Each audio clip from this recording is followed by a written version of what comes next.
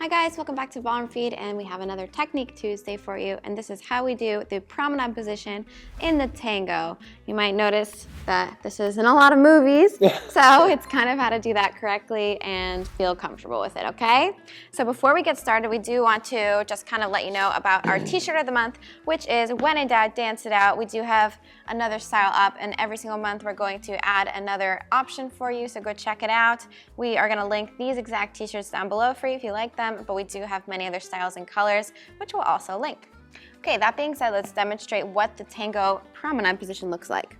So from this position, you can see that our nose and our toes are slightly pointed toward the camera. So we're gonna show you going from this position here. We have a closed position where my eyes are off to the left, his is also in his window, and then from here, as a follower at least, I'm going to turn my toes and my nose slightly in the direction of our hands. So the only two things that really we want to consciously move between closed dance position and promenade dance position, she's right, she's saying nose and toes, right? So we take this closed dance position again, we're both gonna take our head and look in the direction we're about to walk in, right? So even me, I was only here to my left, and I went farther to my left, and she obviously had a bigger change in her head. The only other thing we really want to change is our standing foot. So in my case, my right foot and hers, her left foot, because that's the foot that we're both on, and we turn that foot a little bit towards the direction we're about to move in.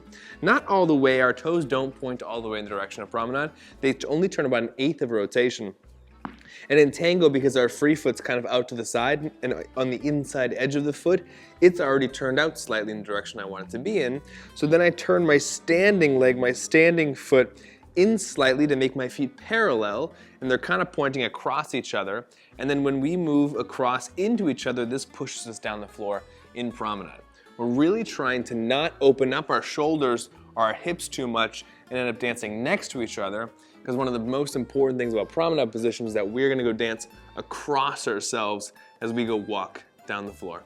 So Linda's totally right in saying that nose and toes are really the only things that rotate and change as we go move to a really good promenade. Another thing that happens is we're not left aligned, and if you've watched us before, you've heard us talk about this 1,000 times. But in dance position, in closed position, we are going to be slightly offset from one another. So that means that my right foot can go through his feet, and then my left foot is going to be outside his feet, so we have separate tracks. So you can see I'm slightly on this side of his body. So now in promenade, I'm going to turn, and I remain on the side of his body, so as a follower it feels like I'm slightly behind him, but really it's just because I'm offset to the left as I should be. So in promenade it feels like I'm slightly behind, but really I'm just keeping my left alignment through this position, and we try to keep this position as we take steps in promenade. So if we both take a step here, his foot is going to be slightly in front of mine, and that's okay. So it does take time to get used to this position and used to the feeling of walking across yourself, because it is very awkward and unnatural, but this is the correct way how to hold in in promenade dance position in the tango. And if you haven't watched our closed dance position, we go over the hand position, how it's a little bit different, how we're a little bit closer and things like that, so be sure to check that out first. But this will help you in the promenade step that we do teach on our BF Pro section on our website, so be sure to check that out if you haven't learned the step itself.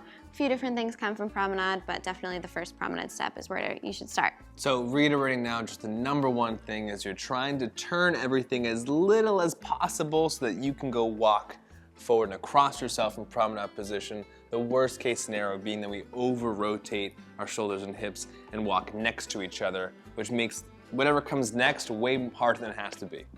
So let's just show one more time going from closed position. We'll go from this angle here and then transitioning into promenade. So the most obvious thing visually is gonna be the head. So if you can visually see our feet and legs opening up, most likely you've gone too far. You wanna keep it very, very minor, and this comes with time and practice, but you wanna move as little as possible.